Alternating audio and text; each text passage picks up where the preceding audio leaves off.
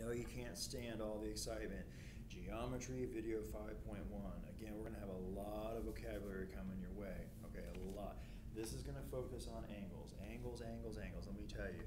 All right, so let's kind of run through it. All right, an angle less than 90, okay, greater than 0, we call an acute angle.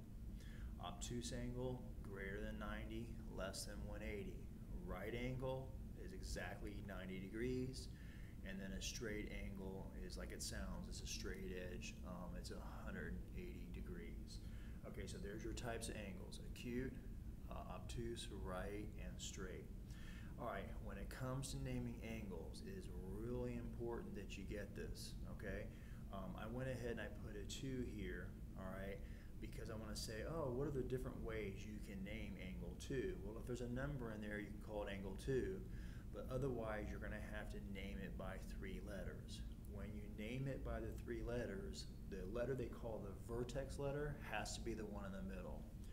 In other words, the vertex is the letter that both rays share. So look, this angle has ray KL and it has KJ that come together at K.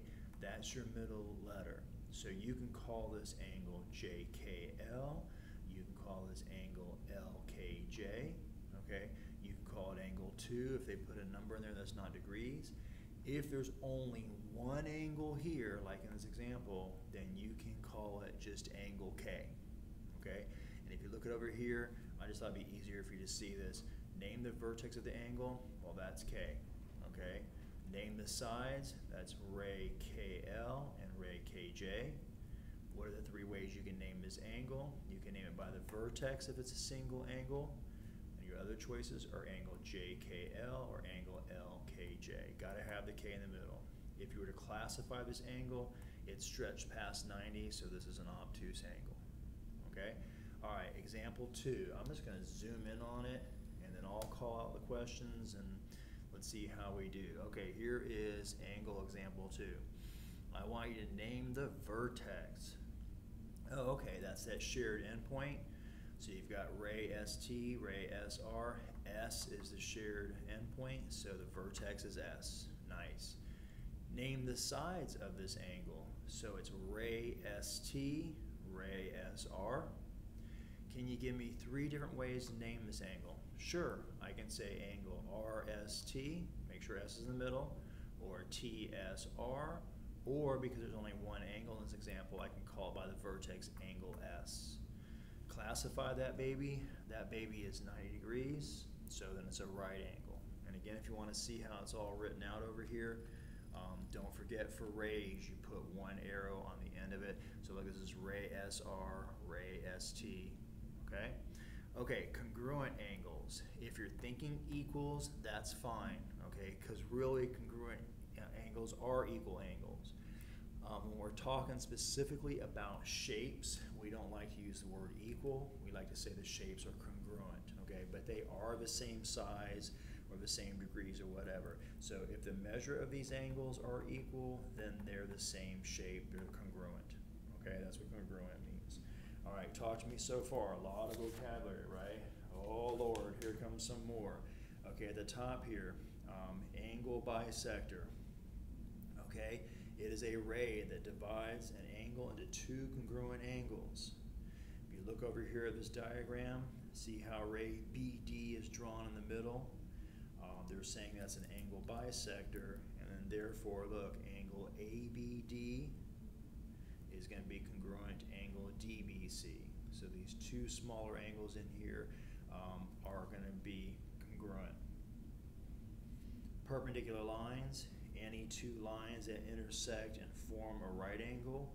But I want you to keep in mind, if you have 190 degrees, look, this will be 90, this will be 90, all of those will be 90 because 90 times 4 is 360. The symbol that we use is the upside down capital T, and that says, hey, line L is perpendicular to line M. Finally, perpendicular bisector is putting those 2 things together. Not only is the line LM perpendicular, makes a 90-degree angle, but it also hits at the midpoint here, and then it bisects segment PQ, okay? So look, P Q has a midpoint right here, because look, let's just put a letter there. I don't know why there's not a letter there. Let's put an R there.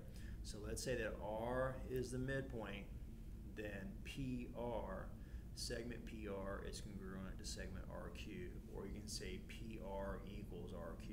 Either way, this is the middle, and that baby is a perpendicular bisector. Okay, a lot of words, okay? I don't envy you guys. It is a lot of words. So let's just run through example 3 and see how bad I did with this, okay? Here we go, example 3. Yeah, you might be able to see all the questions if I do it like that. Okay, so write another angle, another name for angle CBF. Okay, let's find CBF. So here's CBF, okay? So if you want, you can say angle FBC. You cannot just say angle B, because there's 1, 2, 3, 4 angles over here. I don't know which one you're talking to. So you can say CBF or FBC, names that area right here, about that angle there. Name the sides of angle EBD. Okay, look, here's E, here's B, here's D. Look, EBD, B's in the middle. The sides are ray BD and ray BE. Classify angle ABC. Well, look, A to B to C is a nice straight edge, so this is a straight angle. Can you give me an example of an obtuse angle?